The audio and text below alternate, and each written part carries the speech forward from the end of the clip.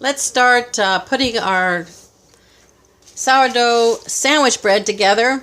Here I have my sourdough starter, and you'll see all of that, and I also will link down below my other recipe. We're just going to do some different things with our bread because we want to have a loaf pan. As you can see, this is loaf pan. This just happens to be silicone, but you can also put, any of your loaf pans for this recipe. And I put, as you can see, a piece of, it's easier to lift out the bread. And you can also bake this, and I'm going to put it on my, I bake everything on my grill. And you can put this in your oven. So anyway, we're going to put it together real quick here. And this is the psyllium, and this is 20 grams of psyllium and 10 grams of, as you can see that, as 10 grams of flax meal, and to that we're going to put 350 grams of water.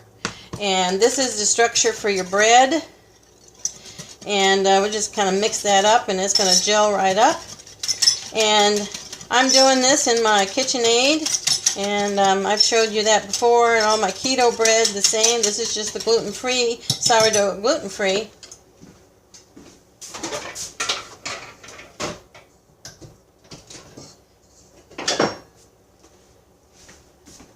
So, sorry about that.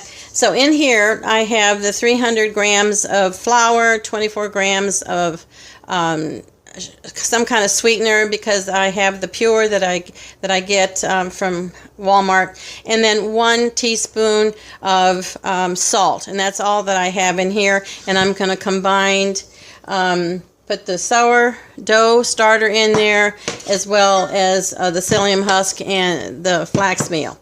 And so I'll be right back when I get that all stirred up. Okay, so this is how it comes out of my mixer. And I use a paddle, and so I'm going to put some flour on the board because I want to shape it to fit in our loaf pan. And also, you can also make some buns, and just let it plop right out here. And we'll just knead it a little bit and shape it. And then we'll give it a, there we go. Maybe more on top here a little bit, because it is going to be sticky. There's just no getting around that. And if you've made this before, but I'm just doing it a little different so we can have sandwiches, the sandwich bread, and because Turkey Day is coming up, so I want to be prepared. And so here is, so here's my thing, and I'm going to shape it. And make sure it's pretty even, so it'll raise even, and we can have really nice slices. And okay, pat it in there. So, but as I said, any of your loaf pans that you have would do it.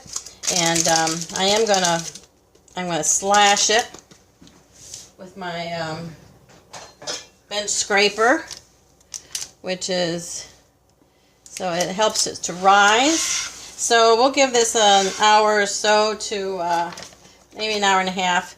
It won't take long, because I'll tell you that sourdough is strong. It's a good, I keep mine alive, and of course in the refrigerator when I don't use it, like right away several times a week.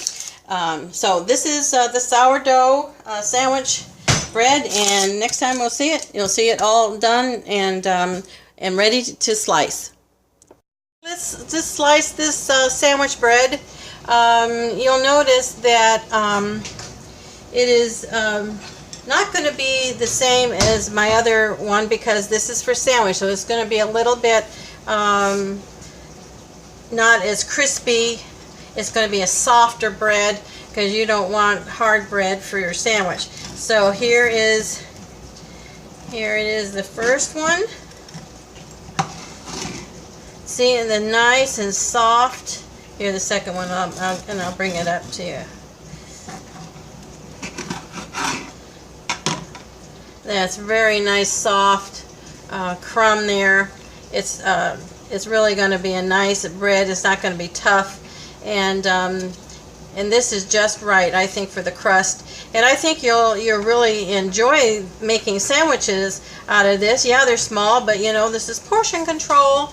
So I hope that you will try this recipe. And as I said, it's a little bit different from the artisan bread that I make, the sourdough. But this is sandwich bread.